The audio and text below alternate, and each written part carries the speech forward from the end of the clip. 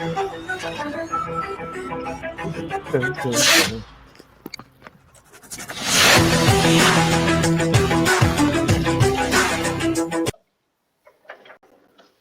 to episode 22, everyone. We Sugar. have our Brazilian Boston Bruins expert There back. he is. There he is. Hey, Guy, is that Allmark behind you? Or is that a real brick wall? This one has little holes in it, which Omar doesn't, so I guess it's a little different. Oh, okay. So it's like Samsonov. It's like Samsonov as a Leaf goalie during the regular season and the playoffs. Yeah, it's a brick wall, but there's some holes in it. Eventually, you'll find. Omar ruined my night already, so Hey, just gonna make it worse, Dave. I thought you wanted the Bruins to lose so you guys could get a high lotto pick. I do, but when I'm watching, I cannot not want them to win. You know. Mm-hmm. After the game, I'll be happy about it. Our pistachio eating Brazilian nut. There you go. So, all right. Cheers, everyone. Cheers. Is the Leafs still tied 3-3? 3-2 Panthers. They tied the game already. It's been. Did they call back a goal? They must have called back a goal. Yeah. I'm seeing 3-2. All right. You know who's tied 3-3? The Lightning and the Flyers. Yes, they are. Is that a segue? What? Is that a segue into our first topic? Well, I don't know. It can be. Well, talking about the Flyers? Out of everything, we're going to speak about the Flyers? You know, it's not the first trade on the list, but it's one of the trades. Go for it. As we've done previously on this show, we like to show that hockey players are good people too. And here's a case of that. None other than the Hall of Famer to be Sidney Crosby. He was once approached by a homeless woman who approached him to ask him if he could spare $1. And what happened in Pittsburgh when hockey superstar Sidney Crosby encountered a homeless woman on a chilly winter evening? As Crosby walked downtown after a Penguins game, the woman shyly approached. Oh, Jesus Christ, Dave! You're reading this story like a news anchor. Can you give me $1? Rather than giving her $1, Crosby asked the woman if she'd eaten. Learning she hadn't, he warmly invited her into a nearby restaurant where he ordered her a substantial meal. As they waited, Crosby sat beside her, listening intently to her story and learning about all the hardships she had faced throughout her life. Witnesses described Crosby's genuine compassion, noting that his humility shone brightly as he gave the women not just food, but also respect and companionship. Afterward, Crosby quietly handed her resources to a local shelter and some additional money to help her through the coming days. Are you hotboxing? Or is this story making you feel so good that you're doing something else to make yourself feel good? Poor homeless woman. She just wanted $1 and then she had to have an entire dinner with a random dude. So we like to show that some hockey players are good people. And Guy showed why hockey fans may not be. You know, the best hockey person, at least outside the ice, is Brad Marchand, which makes me sad. He is one of the top. I'll agree with that. Mm-hmm. Speaking of Marshy. No, let's not. Okay. So speaking of not talking about Brad Marchand, let's talk about the trade of Brad Marchand. No, not yet. What? Not yet? Later? All right. Aren't you going to talk about the Flyers? Or did I misunderstand it? Okay, so the first trade we're actually going to talk about is a very minor one. We are covering every trade that happened on and a little bit before deadline day. So the Devils got defenseman Dennis Cholowski from the Islanders in exchange for forward Adam Beckman, a very little swap.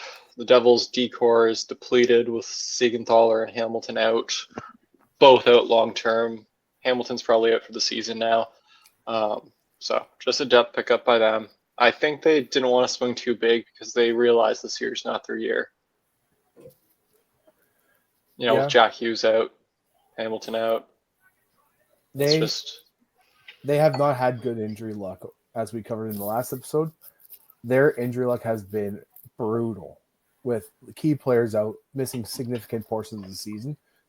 They're a good team. They're a very good team. They just can't stay healthy. And it's tough. It's tough to see it. Pretty much. So isn't Chalowski supposed to be good or to get good eventually? So we already given up on him? Chalowski? Yeah. Like when he was coming up, there was some high-ish expectations about him. So he's already like a bottom pairing guy. That's it, right? Pretty much from my knowledge. I mean, I honestly don't know a lot about him. I know he's an NHL body. He's a defenseman that they need to fill up the ranks realistically right now. I mean, he's not small. He's not a huge defenseman, but he's a good size. 6'2", 210. I mean, he's 27, which is still fairly young for defenseman. So not fairly young. He's like he should be in his prime. Forwards hit their prime sooner than defensemen, for the most part. Yeah, and he should be hitting his prime. He's not like mid of his career. Yeah, pretty much. He's not going to be a guy that's going to contribute significantly offensively, but he has all right numbers for the style that he plays. And I mean, yeah, he was a first-round pick in 2016 by the Detroit Red Wings. So, like, he was a highly touted prospect. Just hasn't panned out yet. That doesn't mean he can't have a couple good years. But I mean, enough of Chalowski. Just like a random question. I remember Red Wings people were somewhat high on him when he came up, but okay. He's just a trade now. Let's go to a bigger trade. He should know this one. Which one is that? Colorado Avalanche acquire forward Charlie Coyle and a 5th-round pick from Bruins in exchange for Casey Mittelstadt, William Zealers, and a 2nd-round pick. So, Mr. Bruins fan, you can take the lead on this. What do you think of it? I like that trade. I think that's a home run by Sweeney. I mean, Mittelstadt, there is this question mark that every former Sabres players kind of get at some point of their careers. But from what I see, he's like about the same level of a player as Charlie Coyle, like for sure center on a 3rd line on a good team. On a 2nd line, maybe it gets like more of a mate, but he's like 5 years younger than Coyle on a $5.2 million. 7 years younger. I think Coyle's 32 and he's 25. So 33. Yeah. So they pretty much got the same level of a player, much younger, and still other assets coming the other way. So I really like it. I like that trade. Coyle is a solid player. He's more defensive than Mittelstadt. Much more defensive. Yeah, he's a guy that will win you a face-off. He will hold possession on the offensive zone when you need it. He's reliable. He rarely has a bad game. He's like really responsible defensively. He's a penalty killer. But he's beyond his peak now, and I think the Bruins did well. The Bruins did well on what they got from him. And I do too. He has one more year. He's going to be 33. That's it, man. That's Casey Mittelstadt has potential to bounce back. Like this year, he's really had a down year for that, so that's why they want to get rid of him. Yeah. But he could really bounce back, and if you get the Casey Mittelstadt of the previous season, you got a decent player there. You mean when Casey Mittelstadt put up 10 points in 18 games with the Avs, and then for that trade, it was 47 and 62 with the Sabres, and that's the Sabres. So, you could have a legitimate 2C if he can bounce back to that. It doesn't, to me, Casey Mittelstadt doesn't really paint a picture of a Bruins type player that you think of, like as in like Charlie Coyle. Charlie Coyle's obviously a big body, like you said, responsible defensively, which is what you need for your third line center. But like Charlie Coyle's he's a big boy. He's a big power forward that's gonna eat up some minutes, kill some penalties, and yeah. But for Bruins, it's a good pickup. I like that trade. I think it works for both teams actually, because what Colorado needs is somebody to play that 3C spot, be reliable defensively, and so on. That's what Coyle will give them. They don't need Coyle to score. They have other guys for that. So I think it works both ways. But I think the Bruins got.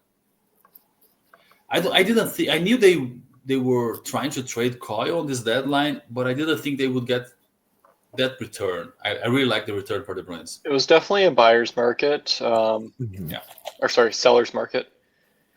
And I agree. I think the Bruins won this trade. So, to update you, last episode with the first bit of the trades, we gave each team a sort of grade, like, A, B, plus, minus, whatever we thought they deserved. So, we've done that with D before. Let's go through. Yep. What do you give Colorado for this trade? For this trade, I would give them a C for this one. They got a guy they will need, but they paid a little too much. Dave? I'm going to be a little bit more generous than Guy. I'm going to say a B minus because of what he brings to the table as a shutdown, like that shutdown hard-nosed player. Like he's a playoff style player that's going to win you faceoffs. He's going to kill some penalties, and he's going to eat up some third line minutes, maybe in fourth line on this team. But he's going to eat up some minutes, get your stars some rest, and he's not going to get scored on often. But given that it was a seller's market, that's why I'll give it the B minus, just because he wouldn't have fetched that last year or the year before. Okay, I'm going to meet you two in the middle. About Coyle, though. He's the worst forward on the Bruins. He was plus minus. He was minus 14, I believe, this season. Oof. Which is kind of surprising considering the way he plays. But, well, I mean, he couldn't trust his goal. Is not like a standard for anything. He couldn't I'll meet you in the middle. I'll say C plus. Yeah, the Avs overpaid, and they got rid of a younger player who could potentially bounce back and be better, but no guarantees. But at the same time, their center depth is crazy now. To have Coyle as your third C, Nelson as your second, and Jack Drury as your fourth, that's very good. Yeah, so they're going bit for of an overpay, but with the team that they're assembling, it's okay. So I kind of wish there was a grade between B minus and C plus. I'd probably do that. It's a C minus plus. Okay. This one's just kind of a happy trade. Because who doesn't like Eric Johnson? Traded back to the Avalanche by the Flyers in exchange for Giovanni Smith. Another Bruins legend, Giovanni Smith. Was there for a season, I believe. I like it. I didn't even remember that Eric Johnson was still playing, so I cannot rate this trade. Well, he was in Philly. I mean, he's 36, so he's definitely up there, but he's not unplayable. He's still an okay guy. He just isn't producing a lot of points anymore. That's all. Yeah. I believe played 22 games with the Flyers. My memory. Why? Sorry, I'm still looking for this trade. I can't find it. I'm just going through the list. You're on the NHL website, I guess? Morrissey, it's a simple one. Johnson for Smith. Simple as that. All right. I'd give the edge to Colorado here. Oh, yeah. Not that it's a huge deal either way, but, Giovanni Smith is a career AHL. That's it. Yeah, Third line on an NHL. So it's not a home run or anything, but Johnson comes back home basically. Yeah. So I'd give the Avalanche a B, Flyers a C, something like that. I'll give the agree with Flyers a D. They traded an NHL defenseman for a third liner on like AHL team. So like they were just friendly. They were like, okay, Eric, go be happy. You're 36. Just be I happy. mean, Yeah. they got younger at least. But all I can say. Andrew, that's Giovanni Giovanni Smith. How old is he? 28? 29? Maybe? 27. Yeah, there we go. I'll be honest. He's played I don't 7 know games about this him. year. That's it. This That's man's his average in career, the NHL. he's just traded. Um,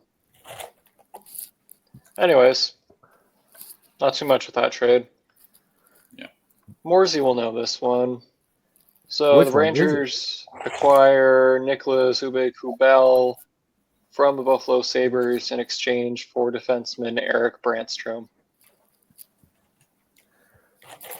Eric Branston? If you're Poor No, Brandy's Brandstrom. bounced around so much since Ottawa didn't sign him. He went to Colorado, and then I don't think he even played a game. I think they ended up trading him before the start of the season. Well, he's another one that when he was coming up, people were high on him. And never really Well, he was panned the main piece that came back in the Mark Stone trade. it. Yeah. Like, he was a big deal. His numbers were very good. He just couldn't translate that to NHL play. It One- happens. like Abe Kubel, he's a fourth line grinder. That's exactly what he is. I remember when he was a Leaf, that's the role he played. He was, honestly, even as a fourth liner, given his body type, he was still not as electric as he wanted to be, like in this physicality side.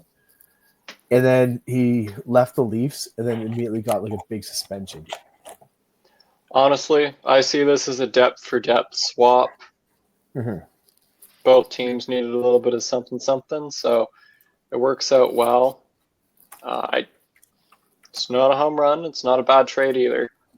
B- both ways. I don't see either team really truly winning this. Brandstrom is a decent puck mover, but he is undersized. Poor guy. This is his trade history. So October 6th of this season, to the Canucks from the Avalanche. January 31st, to the Rangers from the Canucks. And then March 7th, to the Sabres from the Rangers. Poor guy. He's been living in a hotel for 4 months already. Basically. I mean, pick your poison with this one, right? He gets traded to New York. I want out of here. It's already toxic. I don't like it. All right. See ya. You're going to Buffalo. No. Well, good news is he doesn't have to stay there. It's only this year for his contract, but that was a fairly minor trade, so moving on a little bit. Yeah. He's still got potential. He's still I young. would be happy if I was him going to Buffalo. He has a chance to really play there. He does. He also reunites with Josh Norris and Jacob Bernard Docker, his former Senators buddies, so It doesn't have to compete with him either. In Bernard Docker. Like, they're battling it out realistically for that 7th spot on that team. maybe, maybe not, but it's the Sabres, so I'm not wasting too much time on that. I'm right there with you. B-, B-. Yeah. Oh yeah, more. Dave, what's your grade? Same. B. Okay. B-. We must be right. Chicago Blackhawks acquire forward Aku Ratti and defenseman Victor Soderstrom and the contract of Shea Weber from the Utah Hockey Club in exchange for a 5th-round pick. Shea Weber. That's a name you're not seeing much anymore. He's in the Hockey Hall of Fame, but his contract's still being traded. It is not every day that you get a Hall of Famer for a 5th rounder. So Chicago. Yeah. Yeah, that is true. You make a good point. It's just a roster dump. That's all it is. It's a payroll dump. It definitely is. But, you know, the Hawks didn't do too bad for it. Like, Akurati could eventually be a depth player. He's got sorry, it's loading up. He was a first round pick, right? I remember. You might be thinking of Atu. This guy was a fifth round pick. I got the Yes. other ready guy. Okay. So he had 19 Ty points Ratty. in 50 games before being traded in the AHL. So nothing crazy, but maybe eventual depth player. He is 23. So you never know. Yeah. And Victor young. Soderstrom is 24. Let's see. He's playing in Sweden this year. So he has 37 points in 49 games in the SHL. That's actually not too bad at all. Not bad. He's a defenseman, so it's not bad. Oh, that's not bad. Yeah. Is he unsigned on the North American hockey? I don't know what his contract is, but he must not be signed. Just his rights, I guess. Otherwise, he'd be playing here. Yeah. But, you know, depth defenseman eventually, not a bad pickup. Maybe the Blackhawks are making roster spaces for Jonathan Taves to come back. I don't see him going back there. He's already pretty much said he's not. Anyway, I don't blame him. I don't even know if I want to rate this, but it's okay. I mean, you get two AHLers that could be good for your development, and you get Shea Weber's contract for a fifth round pick, and they dump some cap. Like, What? honestly, I got nothing. Utah. Welcome to Utah, Shea Weber. B minus, B minus. Sure.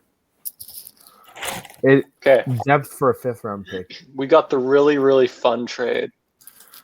This one we can do proper grades on.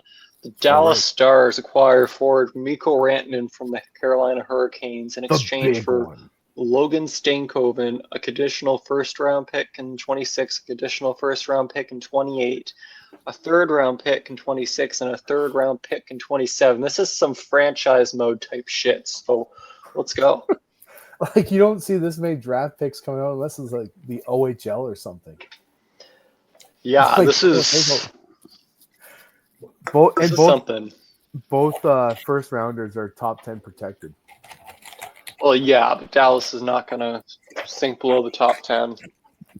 No. Yeah, just remember in that Scott Lawton trade, the Leafs top 10 protected their 2027 first rounders. I think teams just do that more now because of what happened with the Stützle pick from the Sharks. Imagine if that pick had been top 10 protected. Or the Toronto Maple Leafs trading 2 first rounders for Phil Kessel, which became Sagan and Dougie Hamilton.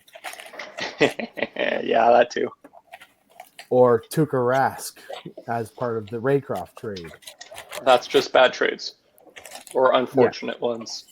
Yes. That's an unfortunate one. Okay, anyway, so back on topic here.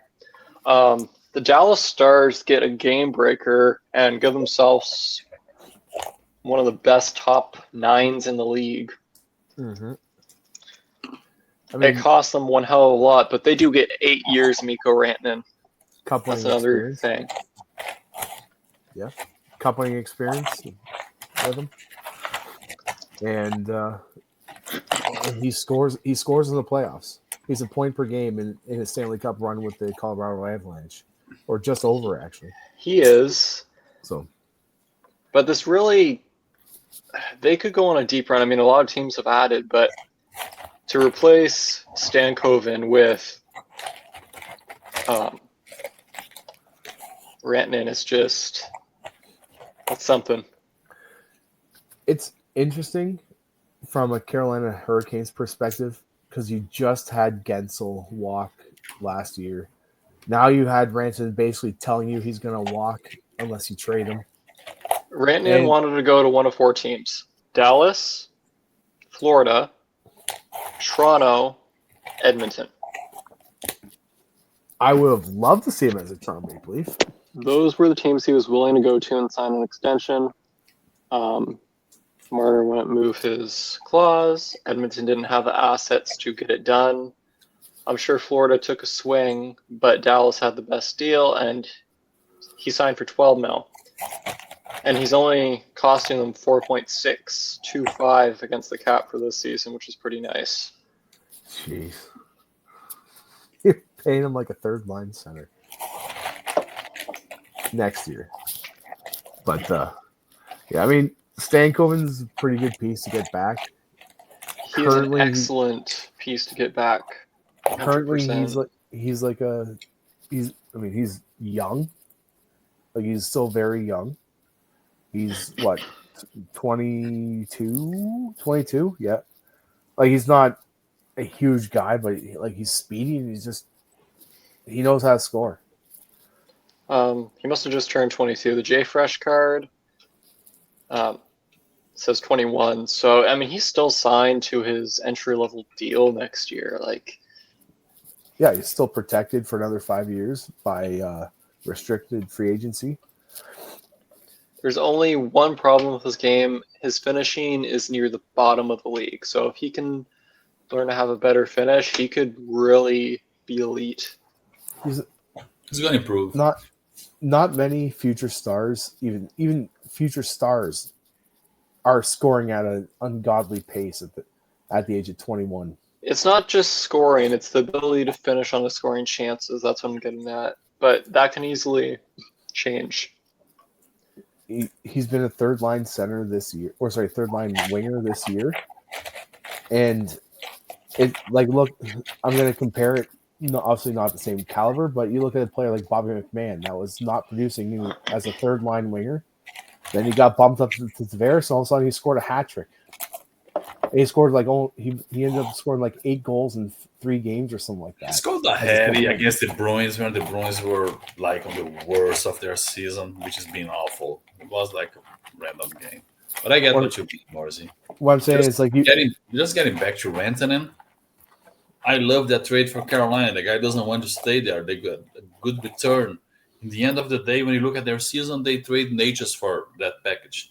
If you look at the total in and out, if you turned around to me and said, well, Carolina just traded Natchez and Drury and whatever other picks, and then they got Stankoven 2 firsts, 2 thirds, that's pretty damn good.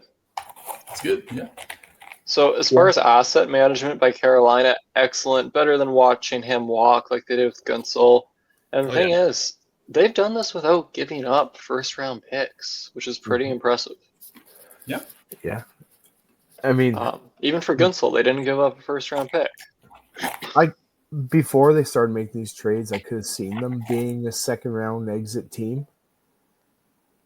Like, before they even made the Ranson, like, to acquire Ranson. And I could have seen that happening. Just, I mean, the other division in the East is not as strong, so I could see them being that second round exit.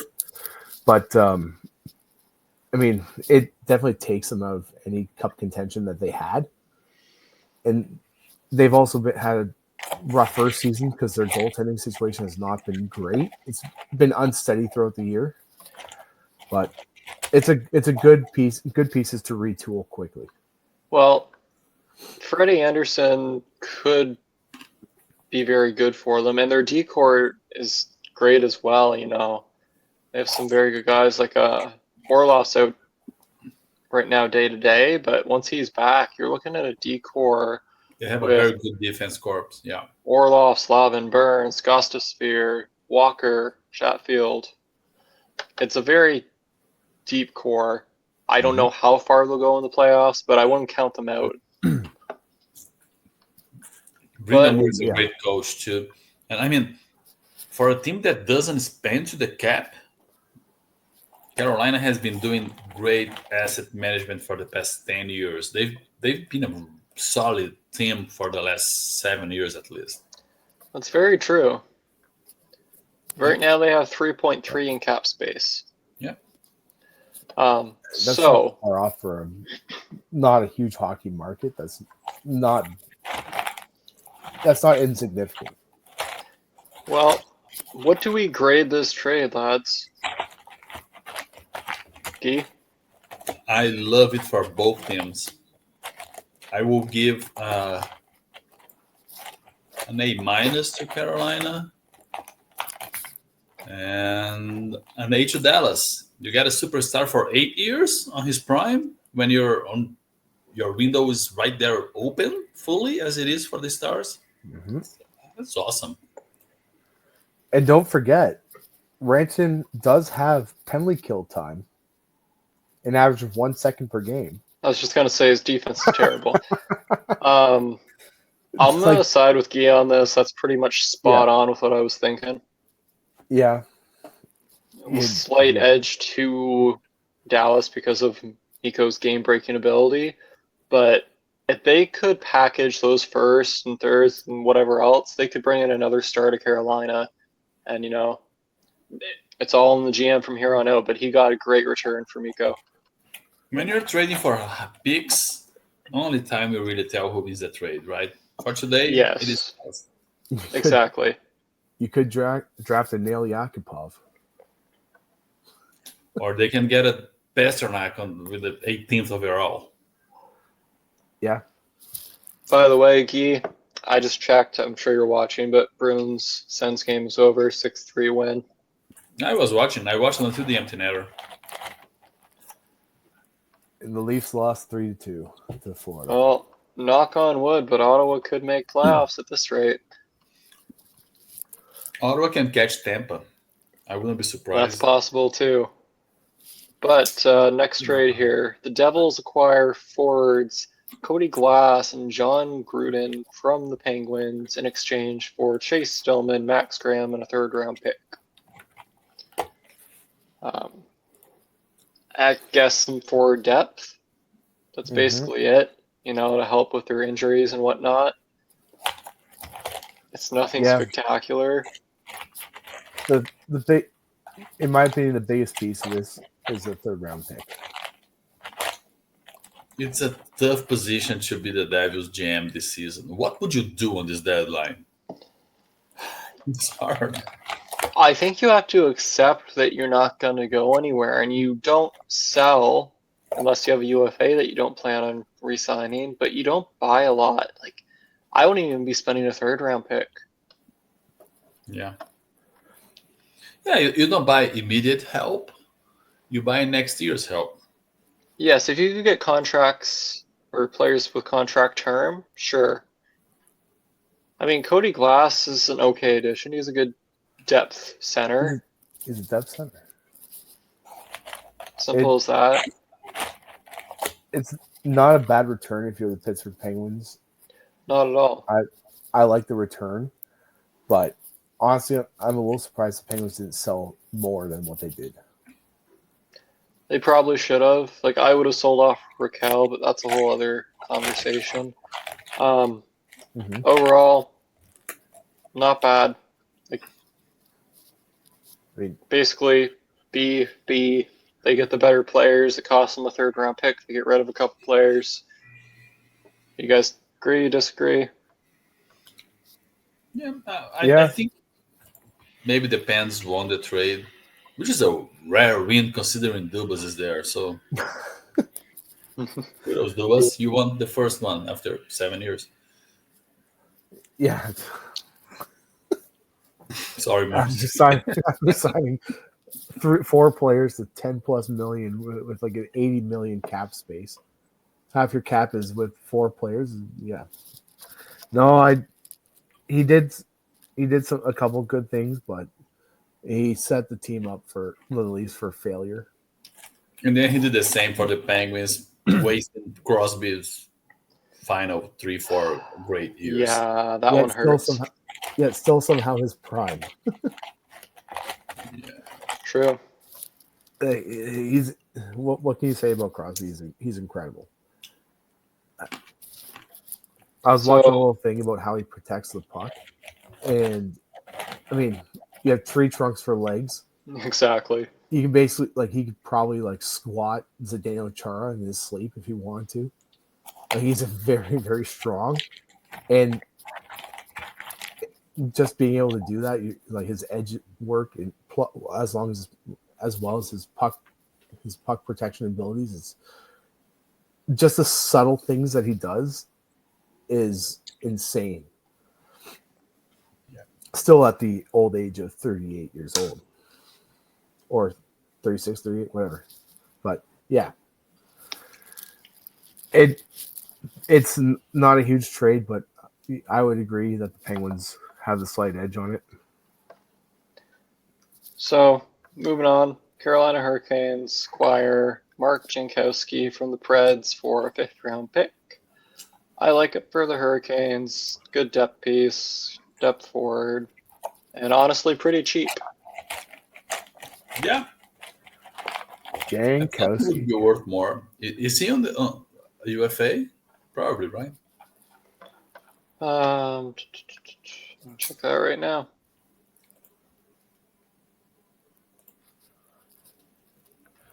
No, he signed this year next at 800,000. Really? So a very cheap That's a great deal. cheap depth piece. So I'd be Cheap happy for- with that. Cheap depth, power forward, grinder, penalty killer, face-off winner. Playoff experience. Yeah, Perfect. I like it. me too. I I'll like give this. it. That's a win for sure for the Canes. Yeah. Yeah, I'd give them.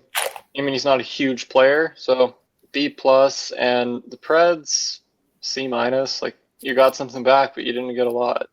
I know Maybe he's not. he's one of those that doesn't want to be there, as Trotz said, right? That's possible. He did offer to trade anyone out. The Devils got forward Sprong from the Kraken in exchange for a 7th-round pick. Sprong's had a terrible season. I think the value is honestly equal. He really hasn't done much. Devils are probably hoping he can bounce back and do a little something. So He definitely hasn't sprung into action this season. now I need to get a little thing that goes boom for your stupid jokes. Yeah, he's a 4th-line guy. Played in Detroit, didn't really do much. Went to Seattle, did less of not too much. And then he got flipped for a 7th. Detroit, he wasn't bad. It's just he became bad. But honestly, yeah, it's kind of a nothing trade. Yeah, that's a low risk, high reward. Yeah, pretty if he much. plays like he's playing, he's worth a 7. If he gets back to what he could do 3 years ago, it's a good one. Yeah, that's pretty fair. Fun fact about Daniel Sprong: he's from the Netherlands. He's Dutch. Really? Yep. He was Dutch. Right? He was he was born in the Netherlands. I believe he played junior at like Czechoslovakia or Czech, now they call it Czechia. I believe that's where he played. But yeah, I think he moved to Czechia because he loved hockey and his parents wanted to give him a chance and grew up. But yeah, he was born in Amsterdam. So fun fact, he's Dutch. Okay. Well, fun facts with Dave. Yeah. Honestly, sprung that like button if you want more. Someone's gonna hit the dislike button because of that. Just wait. It's gonna be you just to prove a point. Can I do that? Just teach me how. I'm gonna do that right away. Okay. Yeah. So honestly, just I don't even know. 4th-liner for a 7th. BB. Yeah, like I'm not even grading that trade. There's not much going on there. BB standard. The Boston Bruins acquire Henry Yokiharu from the Sabres in exchange for a 4th. They need to fill Carlos' hole on the right side, and which will make me bring Carlos trade to this conversation, right?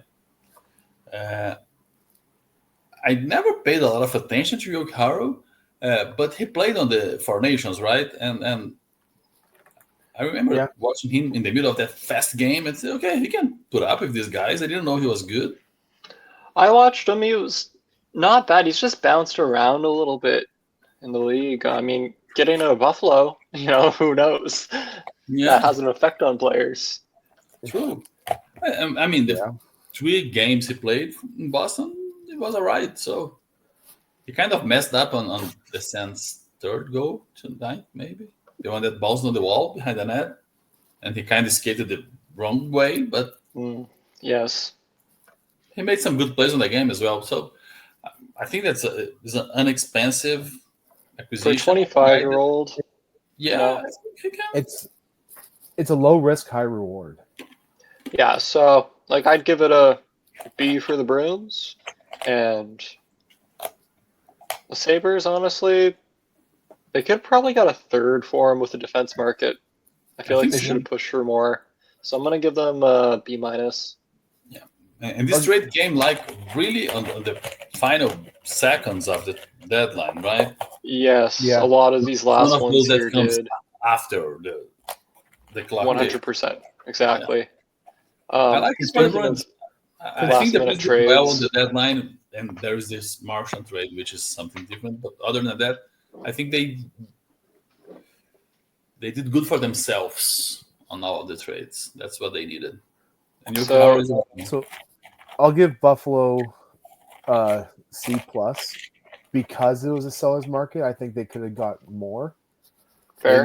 maybe a second pick or bumped up to a third. Mm, But I don't know about a second. no, not second round, like an additional pick. I mean, like a sixth or seventh Okay. rounder. But for Boston, low risk, high, like very low risk. It's a potential high reward. So I'll give it a high B plus. Okay. just for shooting him right, it already increased the price, right, for a That's defenseman. true. So a It's fourth very true. for a guy that can be maybe a second pairing guy, well, it's all right on a decent contract. Now we have one of my trades. So the Ottawa Senators acquire forward Fabian Zetterlund and Tristan Robbins and a fourth-round pick from the San Jose Sharks in exchange for forwards Zach Ostapchuk, Noah Gregor, and a second-round pick. Overall, I'm pretty happy with this trade. It does suck to see Ostapchuk go, but he hasn't proven anything. He's 21, so he could definitely grow through it and improve, but Sens want to push for playoffs. Zetterlund's a better player right now. Gregor was expendable. We're healthy for the most part. We have players that can fill that role. The second round pick is Ottawa's own, so they got that second from Buffalo and the Cousins trade, shipped out their own. They basically just upgraded their second. And then they got a fourth back. I'm surprised they got the fourth back, but Zetterlund, he's good. He's a good depth scorer. He knows how to score goals. It's one thing the guy's good at. And they just saved him from the 2024-25 San Jose Sharks, so I'm sure he's pretty thankful. Yeah. Well, Andrew, welcome to the big leagues, man. You're a playoff team now. You trade present for future, right? Zetterlund is a middle six guy right now, for sure. Exactly. He's a third liner, and I expect to see him heat up a little bit. He could play a second line too. I think he can score his could. people. So, I mean, that's what you do. He could. I was Welcome to the talking show. with some Sens fans during a podcast, and it was basically like, he could play second line, but who do you take out? So everyone's Yeah. pretty comfortable with him at third. True. Yeah. So as a Sens fan, I give this a good grade. I'd say B plus for Ottawa, and the Sharks did good assets in return. So Ostapchuk's a 21-year-old big center and a second round pick. So I'll give them a B. Noah Gregor is simply a aging depth piece. So I'm gonna go a little bit higher from the Sens perspective, and there's one detail that is the reason. I'll give them an A minus because you signed Noah Gregor as a free agent. he's a free asset. You paid a little bit of money to, and then you used him as a package to flip to make your team better. So that's why I'm going to give True. that. Because of that, I'm going to give it an A-. The second, but like you said, you upgraded the second. You gave away a lower second for a higher second as part of a different trade. You got a fourth back. That's could be like a middle, like a defenseman or a goalie. Sens are good in the 4th round. Yeah. Batherson came there. Mm-hmm. Um, So you filled out, like, you helped fill out your bottom 6 with a top bottom 6 player, and so that's what I'm gonna like. Yeah, you paid a prospect, but it makes your team better immediately and in the future potentially. So and so that's what I'm gonna Zetterlund's give it an also an A-. RFA at the end of the season, so he has team control. Yeah.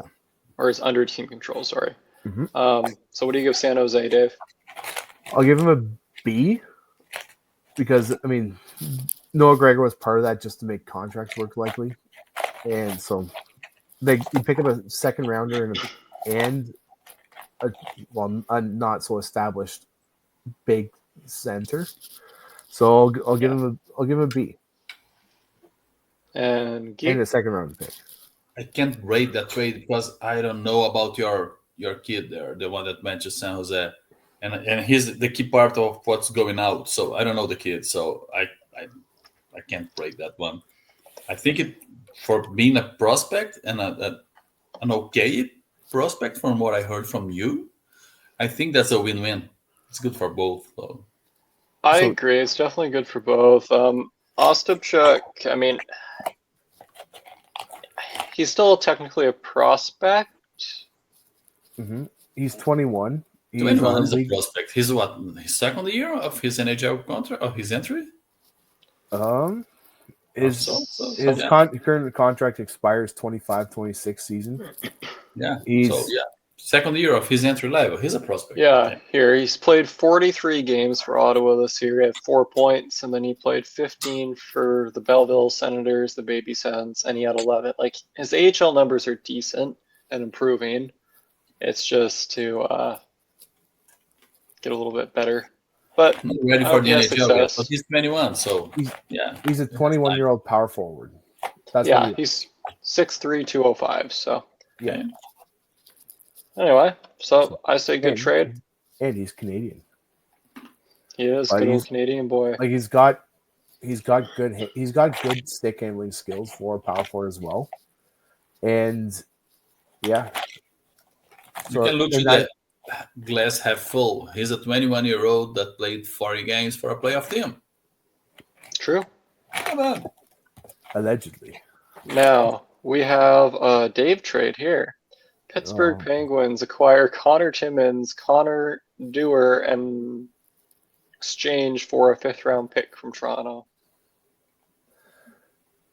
Or sorry, 5th-round pick to Toronto. Where do you want me to start on this one? You can start wherever you want. I just know Connor Dewar cost a 4th last season for you guys. Now you're trading him and another person just for a 5th. So what they're doing is it's a cap dump realistically. Connor Timmins is a 7th defenseman on average teams. Like on good teams, he's a 7th, 8th defenseman. And like he's a good skater, but he's just in the same sense of Liljegren, or sorry, as he's now pronounced as Liljegren.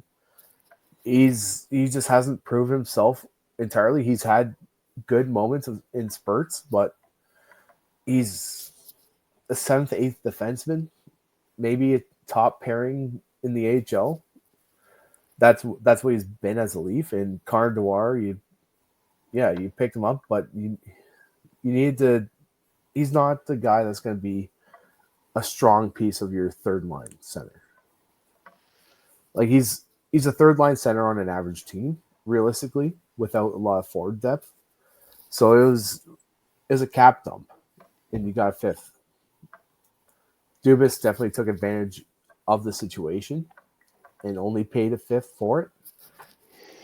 So yeah, I mean, Honestly, it's not a great trade for Toronto. The fifth for two roster players, whether they're depth pieces or not.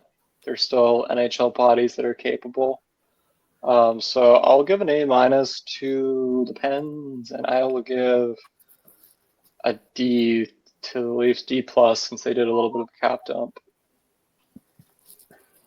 It was a cap dump to be able to make a couple other trades, but yeah, that's all it really is.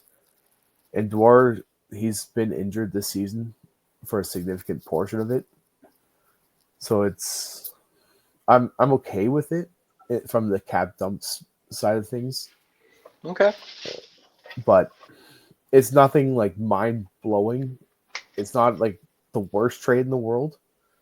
No, But- because at the end of the day, it's just a couple depth pieces, and you guys have pieces to replace those guys. It's not a huge deal. Like, Can I give you my 2 considering- cents? give us 3.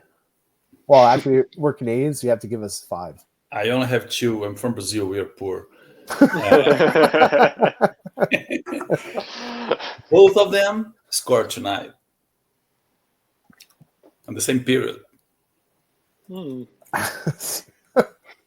Of course they did. Yeah. As a Leafs fan, of course they did. Which makes Dubas winning 2 trades in a row. That's his record, personal record there. Take a look, Mars. Christ. He just The if world this must be is the ending. case, Dubas is winning trades. I mean, it's not hard to win when you're selling. It's hard. It's easier to lose, but when you're selling, it's like, come on. But yes, Connor Timmins scored 1/3 of his goals on the season, and Dwar scored his first of the season, like he pointed out. So He's on pace for 30 goals as a Penguin. Well, you're not wrong. yeah, and Austin Matthews was on pace for 368 goals in his rookie season after that. And behold, lost to without Dallas. mentioning the Leafs in a trade, we have gotten to the Leafs.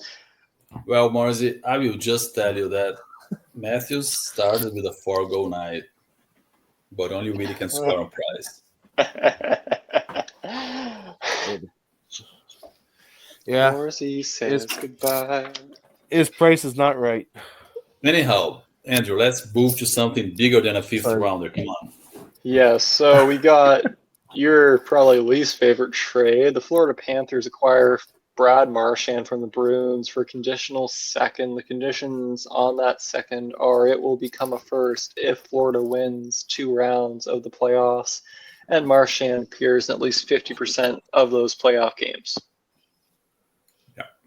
So not a guaranteed first, but a very likely first.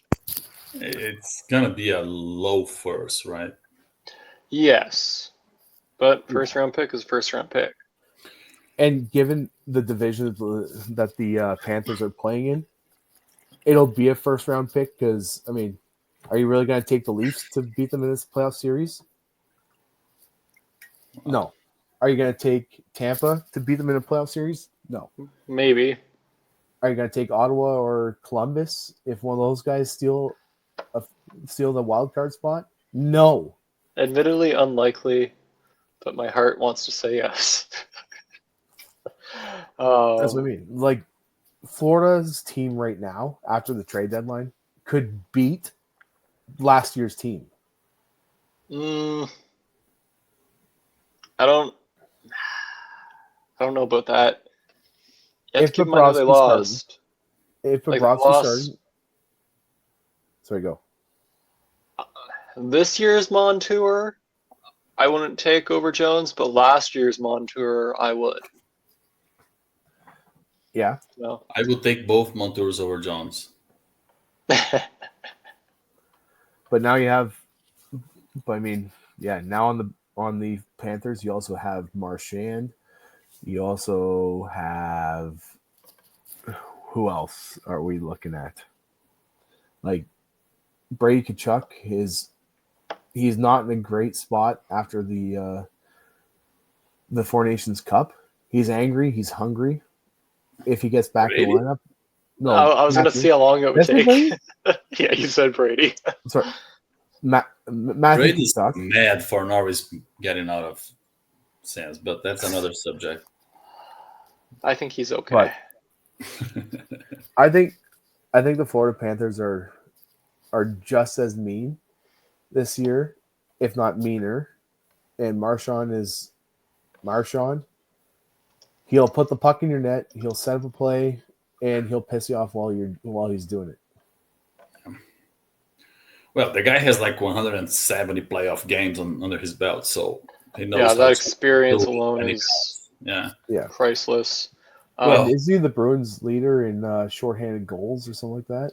Yeah, and OT goals and lots of stuff. Yeah.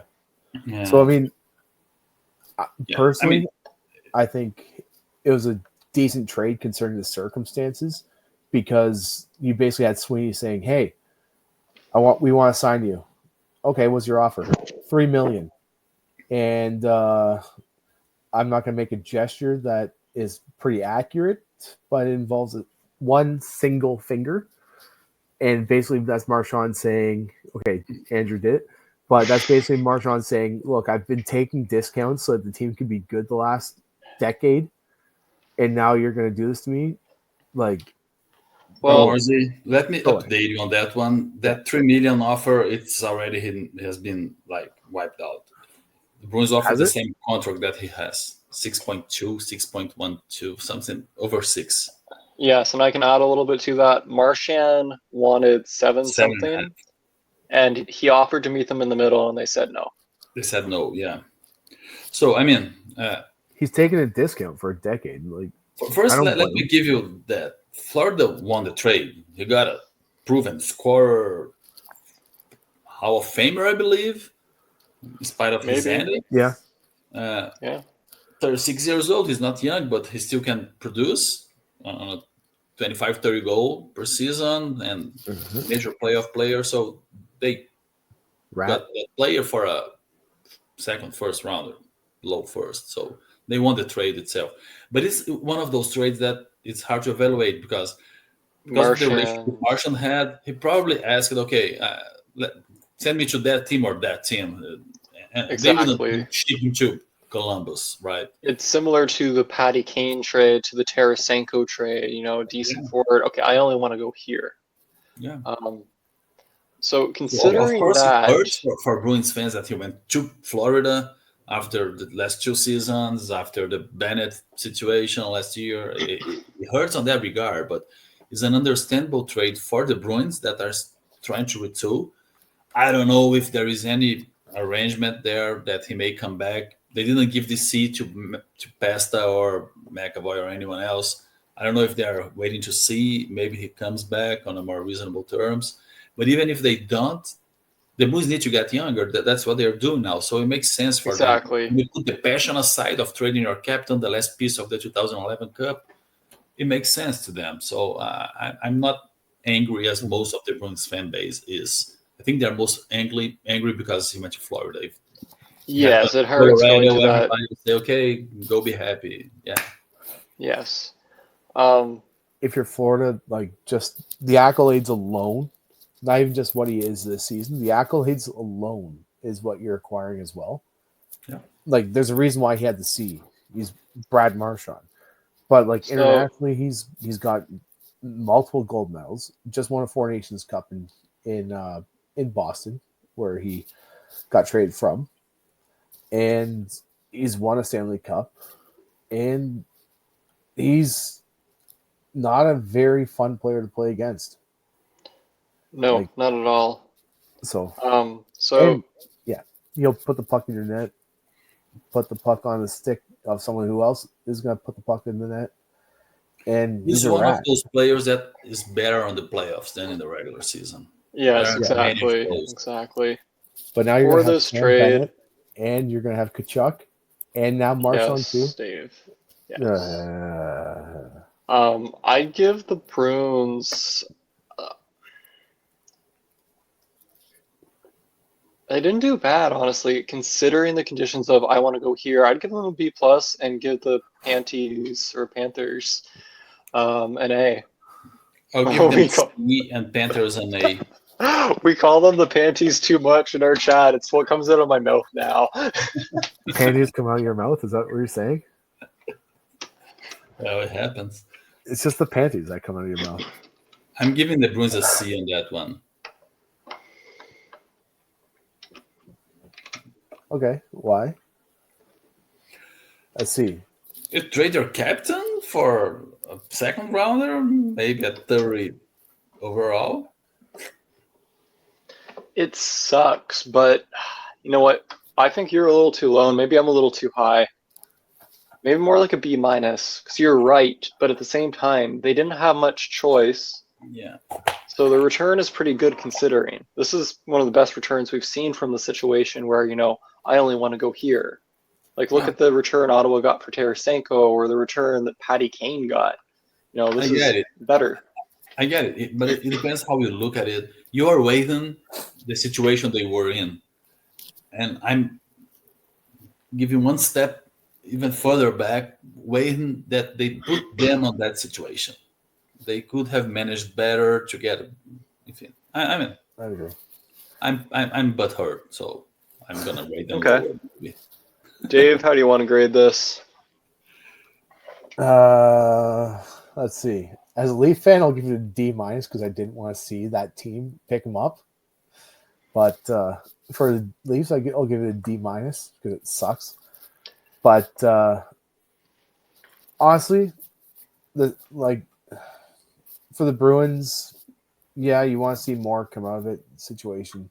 So, to reiterate what you guys said, but given the situation, I'll give it a B minus because it was a seller's market.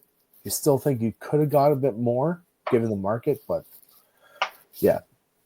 But you risk losing him for nothing at the same time. Yeah. They had to trade him. If they were not willing to sign him for 6.5 or whatever it is that he wanted on that personal meeting, because he asked for a personal meeting with the Bruins staff on that week. So whatever it was, the middle ground that he offered, if the Bruins were not matching that, they had to trade him. Okay. But Morsey for the Panthers? B plus. Because you're giving up the first rounder for your basically pest, and you acquired a guy who's going to fit into your system perfectly and make plays with the guys that already fit that system with the same style. They're gonna piss you off. They're gonna score in your net. You're not gonna score on them, and they're only getting deeper. And Marchand's experience is worth at least the first. So why only a B plus? Because Because it's Marchand and all the damage done. Because I'm a Leafs fan, I'm bitter about it. Okay, bitter fans, let's move on. We have one that combines both of you guys, and you both know what this is. The Toronto Maple Leafs acquire Brendan Carlo from the Bruins in exchange for forward Fraser Minton, a conditional first and a fourth. I love this trade, but I'll let you guys start. Guy? Carlo is not your second pairing shutdown D guy anymore, or hasn't been for the last 2 years. Out of everybody that the Bruins were about to trade this season, when people started talking about, Carlo must go as well, I was like, why? He's been the second pairing guy for the last 10 years or so on a contending team on a $4.1 million contract. Why would you trade this guy with another 2 years to go? He has retained 15%. I should add that in. So his contract's down to 3.485. Yeah. And regardless, I would say, okay, you're not trading this guy. And then when I started looking at the numbers, on the eye test, he was awful this season, but everybody was, so it wasn't too much of something. But when I started to see the numbers from last season, he was playing bad as well. So if he bounces back, he's a really cheap reliable second pairing guy. He's a good player.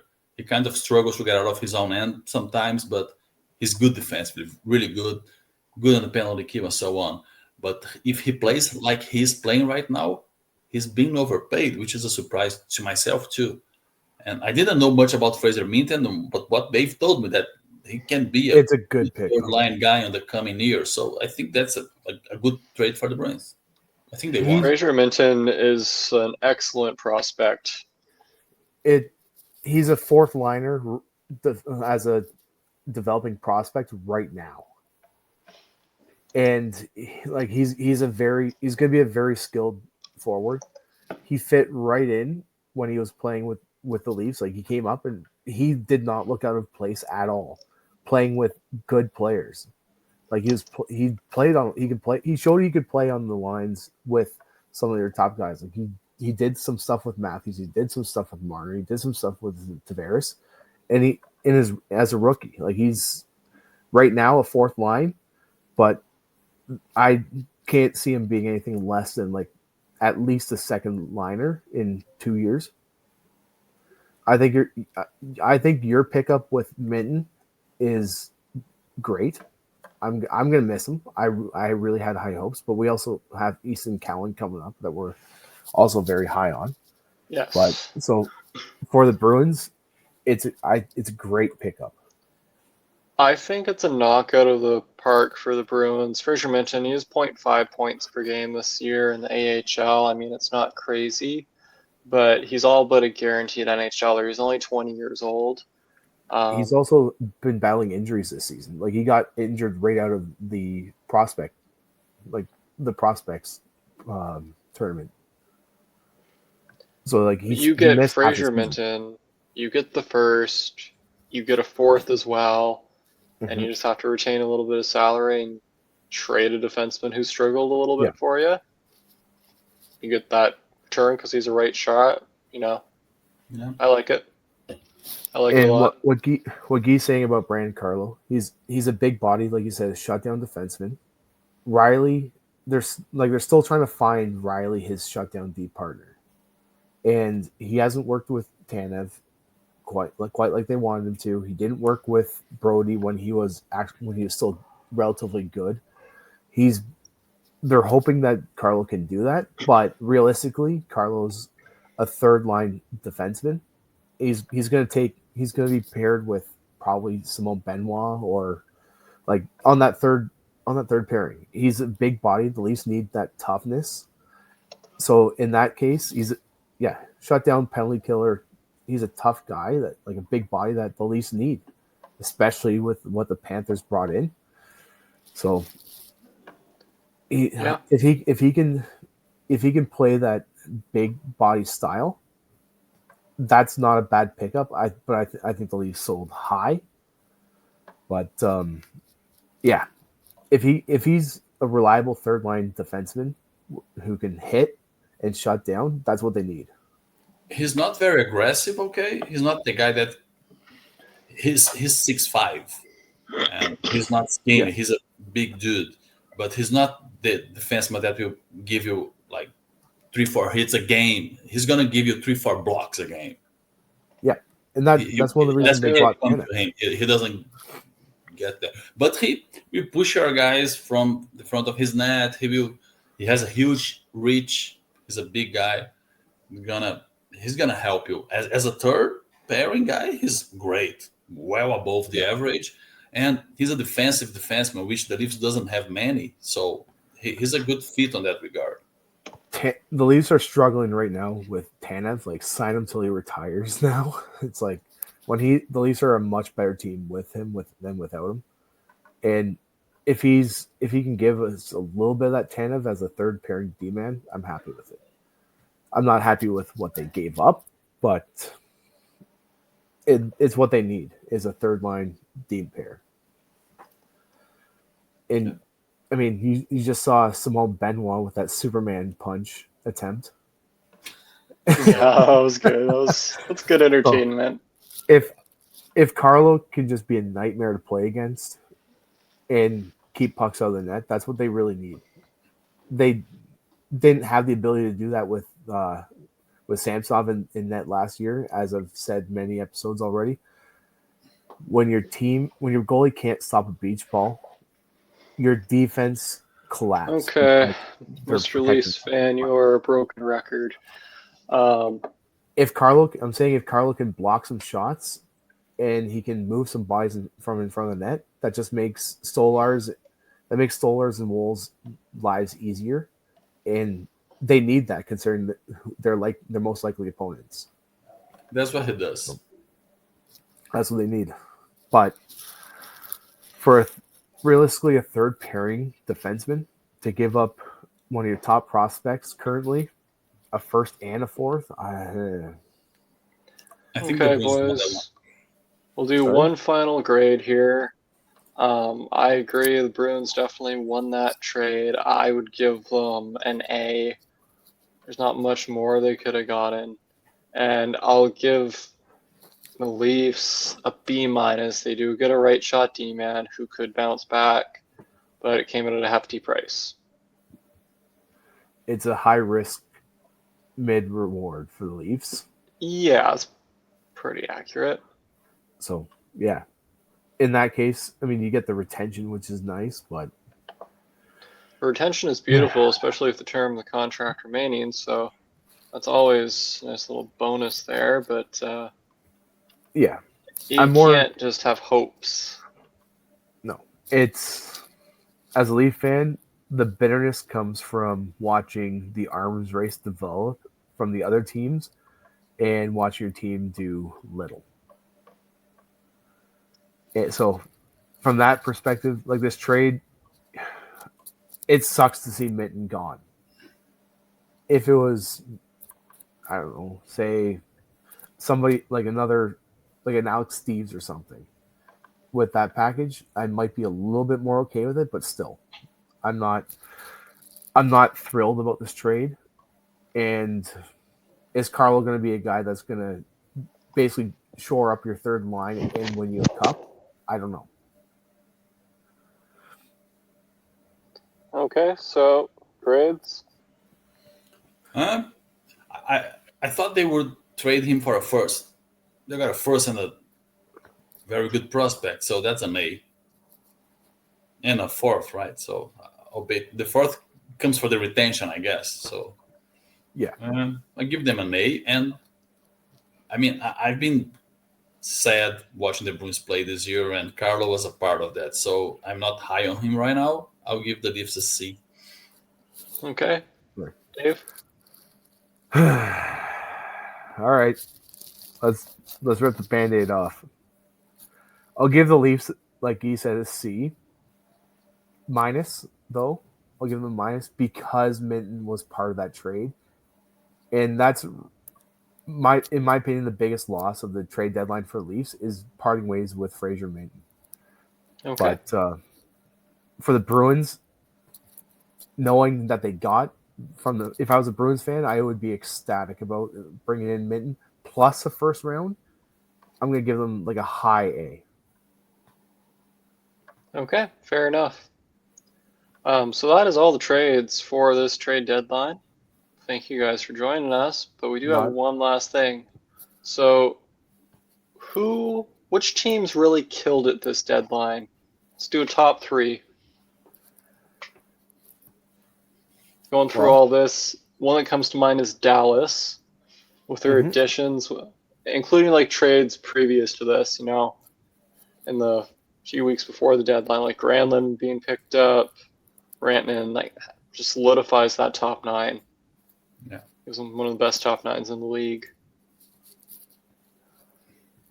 I like the Bruins deadline. I think they won every trade but Martian. They did. I don't know if you covered Frederick on the other night. We did. Yeah, we did.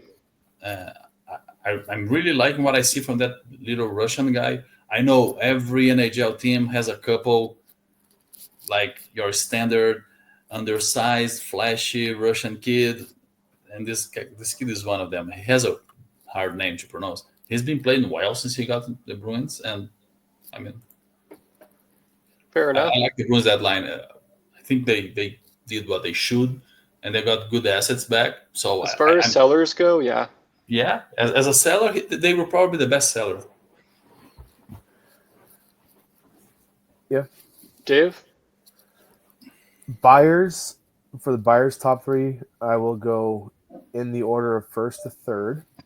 Dallas, Okay, Florida, fair. and then I'll come back to the third one as a buyer. But the sellers, I think Boston is definitely the top one. Even with that Marchand trade, I like that one. Now, one of the reasons why I was on the buyer side, I was not as high on the Panthers because they traded Spencer Knight. That does hurt. It That really hurts, especially with Bobrovsky's age. But they've also picked up Vanacek. Currently, right now, it's not a huge dip. So, and you gave up realistically not much for him. Wait, are you saying Vanacek's not a huge dip from Knight? From Knight right now, this current year, like the ceiling. You can't look at it like that. The ceiling of Knight is a franchise level goalie.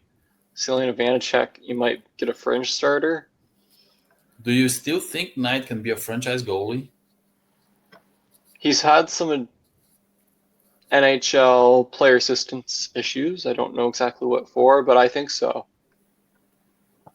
Okay. Spencer Knight's I a think very he's a good starter at most. I don't think he's that high anymore. But maybe it's just me.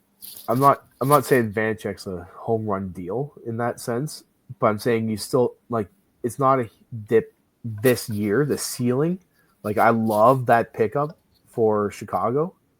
Like in my opinion, they're one of the top sellers as well because I feel like they did some very good moves. Chicago did fantastic. They did did very well. They basically solidified their future goalie tandem because they already have Soderblom. I think it is his name. Soderblom, Arvid Soderblom. Yeah, He's 1A, 1B. Yeah, Those guys. and they bring in Spencer Knight. 2028 and onwards, you lock those guys up. Like your tandem's going to be one of the best in the league. Okay, so Dave, as a who's top your... seller, Boston. Sorry, we'll go top two. Boston and Chicago are my top sellers. Top buyers, 1, 2, Dallas in Florida. Okay, fair. Bottom buyers, Leafs. I want to throw Carolina in here for good work as well. Even though it didn't work out quite how they wanted, they've still done a good job of making a messy situation good. I was going to say they managed a sinking ship and got back. So, like, they're somewhere in between a buyer and a seller because obviously they traded the best player available at the deadline after trading for him. But they had one hell of a return. So they're definitely in that mix wherever you want to label them. As far as Ottawa goes, I don't know if I'm being biased, but they had a pretty good deadline. Cousins has done fantastic in his first couple games. He signed to a contract same length as Norris, 1 million cheaper, as we covered in the previous episode, and Zetterlund is a 20-goal scorer, so it's not too shabby. Ottawa did well, even though I'm not so high on Cousins. Yeah, Buffalo's one of the lower sellers for me because what they traded and what they could have got given the sellers market. Yeah, they could have got a lot better. Yeah, they could have done a lot better. One seller that kind of blew it for me, and I know the Vancouver Canucks are still in the playoff mix, but they have not signed Brock Besser to an extension. And I quote the GM saying in an interview with multiple media people, if I told you some of the offers that I got for Besser, I'd have to walk out of here because you wouldn't believe me. So if the offers were that good, why the hell did you not trade him? Rutherford loves to run his mouth, though. Like, he loves to be in the media. Is he that confident that they will resign him?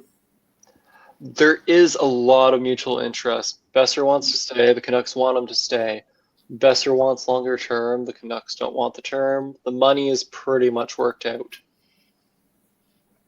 So Canucks. They will get him signed. Yeah. they hopefully will, and I can understand why they didn't trade him.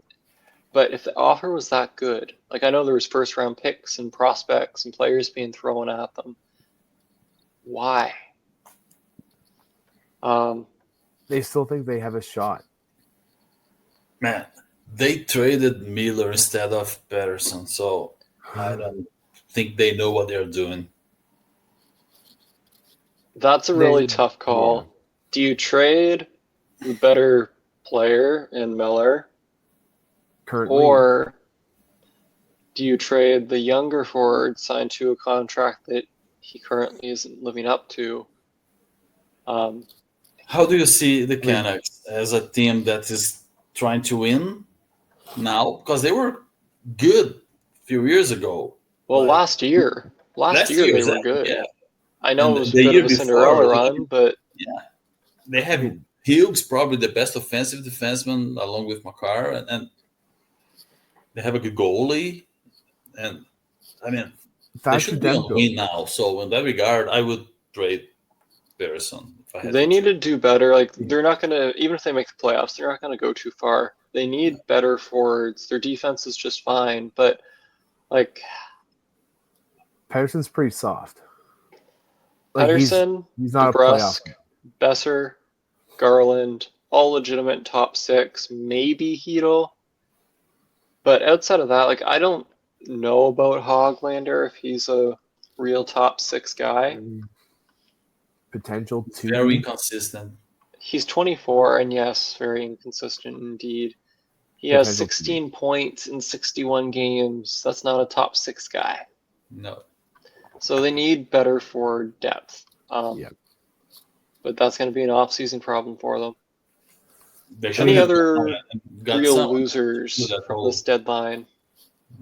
Because I can think of one, and I don't see them as complete losers. But what do you guys think of what the Jets did or didn't do? They were too little. They did too little. Yeah, I can agree with that. They need to support the rubber booby man. Hey, Right. everybody on their division did better. Their direct competitors, they should Look have at the done. Avalanche. Yeah. Look at the difference. Stars, Avalanche, like everybody that counts. Even Minnesota. I see it a couple ways. If you look at the Cup winners, historically, most haven't spent, a lot at the deadline. Like if you look at the Caps, I know this for a fact, their big trade was a third round pick out and someone in. And since the Jets are working so well, maybe adding Brandon Tanev as a depth or like third line and Luke Shen to replace their one bad-ish defenseman. Maybe that's not a bad thing. They do have the best goalie in the league. Their decor is very good. We saw you what take they out Logan have. Stanley, and now you're not taking as many penalties. He was one of the worst in the league, so maybe just roll with it. There's always that catch-22, right? Because you can always trade for the best players, but if they don't fit, if they don't find the chemistry, like Ryan O'Reilly, when he became a Leaf, they won the playoff round. He did well, but he also didn't want to be there. So like you gave up what you gave up, and you finally got through the second round, but it wasn't the right timing to pick up a guy like Ryan O'Reilly. But if you're, in my opinion, when you come to not so much winners or losers, I'm surprised that Barry Trotz, just speaking of Ryan O'Reilly, I'm surprised Barry Trotz did not deal him. The Sens almost had a deal. They were dealing Norris. It was either going to be to the Blues, the Preds, or, as we all know now, the Sabres. Yeah. So I am happy it went the way it did because I like Ryan O'Reilly, but I'd much rather a 23 or 24-year-old Dylan Cousins than a 30-some-year-old Ryan O'Reilly. I hate Ryan O'Reilly, but I'd rather have him than Cousins.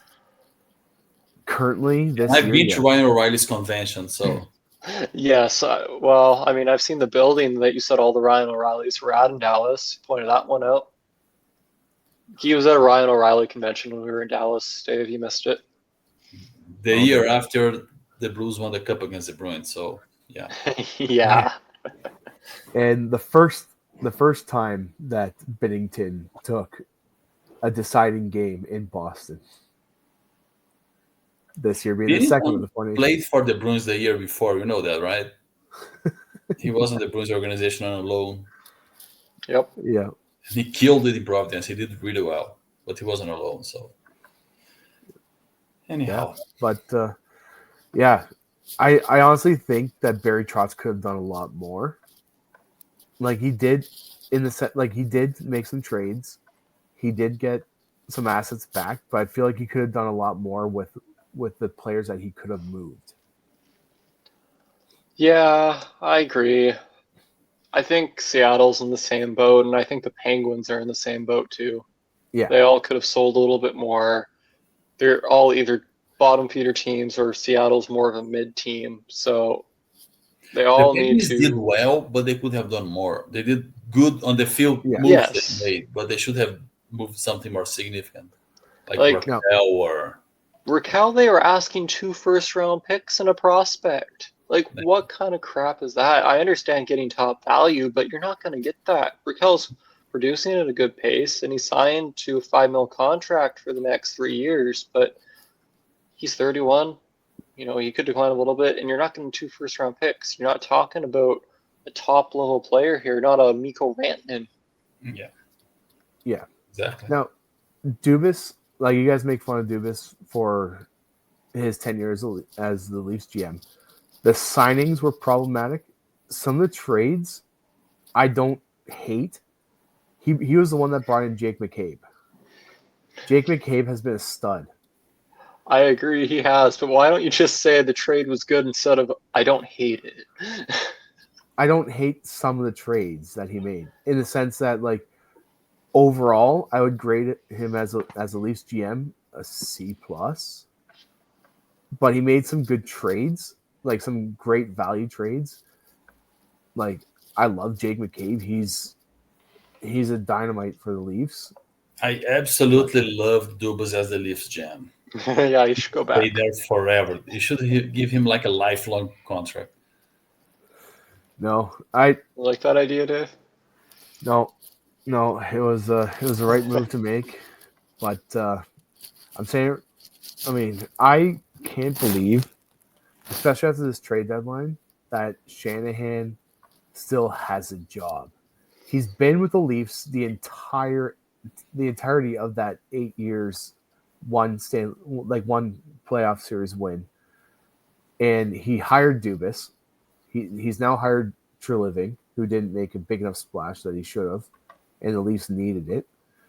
And yeah, he's done. He has nothing. He has one round to show for everything that he's done. And if they don't make it out of the first, sorry, not if, when they don't make it out of the first round this year, Oh, this poor man. I think he's gone, and he needs to be gone. Are you guys going to play Tampa or the Senators? So I'm hoping for the Lightning, and I'll tell you why. Because Matthews can score against Vasilevsky. That's one of the goalies that he can pick apart. Like one of the best goalies in the league that he has the ability to pick apart. So Bassey's back though. Like he was off the past couple of years, but he is back and elite if you look at his recent stats.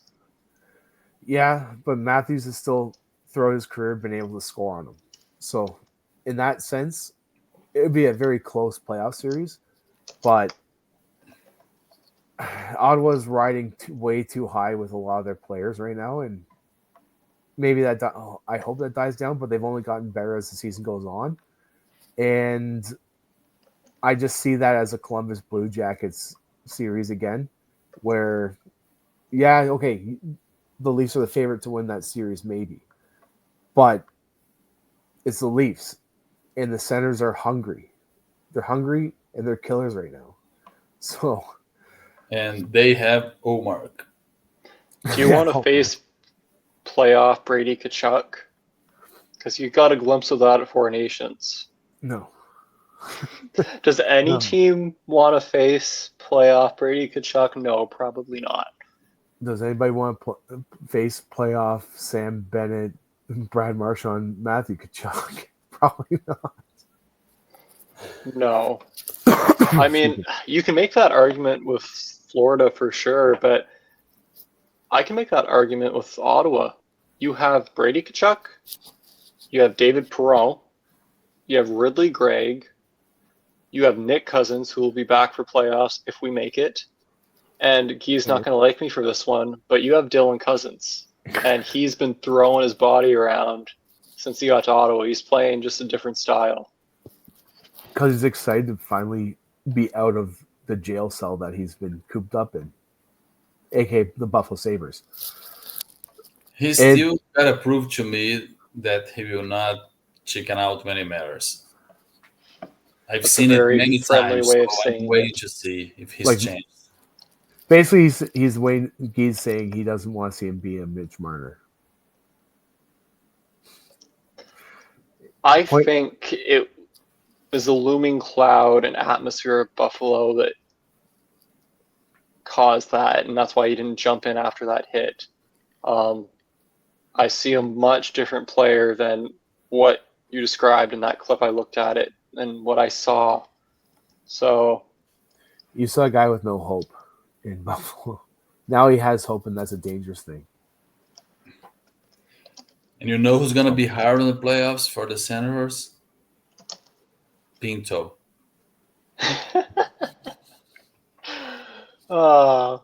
Yeah, that man right there. That one. That is an inside joke. For anyone that wants to know, just go on Google Translate and type in Pinto in Portuguese and tell me what it pops up with in the comments, if it lets you post it. Yep. Let's just say it's not pinto beans at all. Well, that is what my fiance calls him. Pinto of course beans. It's a pinto bean. Yeah. All right. Well. All right, guys. Yeah. That is it for tonight. So thank you all for joining. Thank you, Guy, for joining us on here for some analysis.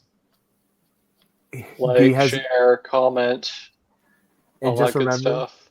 Guy has agreed to join this podcast on a future considerations basis.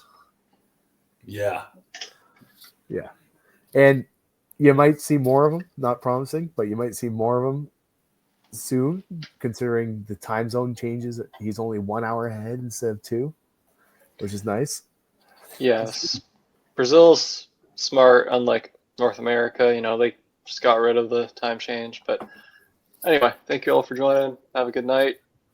Like, share, subscribe, and leave in the comments if you like Guy's pretty beard.